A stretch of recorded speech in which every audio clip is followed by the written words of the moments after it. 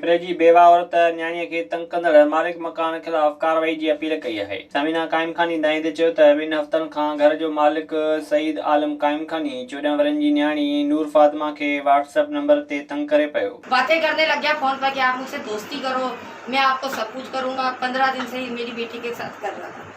फिर इसने ये बात राजी नहीं हुई ना कि मेरी बेटी के मैं आपसे दोस्ती नहीं करना चाहती, तो उसने बोला मैं आपको पूरे हिप्रो शहर में पूरे में बदनाम कर दूंगा मैं आपको।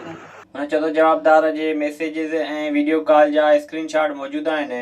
सईद क़त्ल करण जूं पिण धमकियूं ॾेई रहियो आहे। मेरे पास मोबाइल में हर सबूत सईद आलम का मेरे पास सबूत है कि किस तरह मेरी बेटी को मैसेज कर रहा है, किस तरह ये बोल रहा है, किस तरह ये कर रहा है, हर चीज मेरे पास सबूत है। अब ये सईद आलम ने इस तरह सबको इस तरह करके मेरी बेटी को हर जगह खवार कर दिया।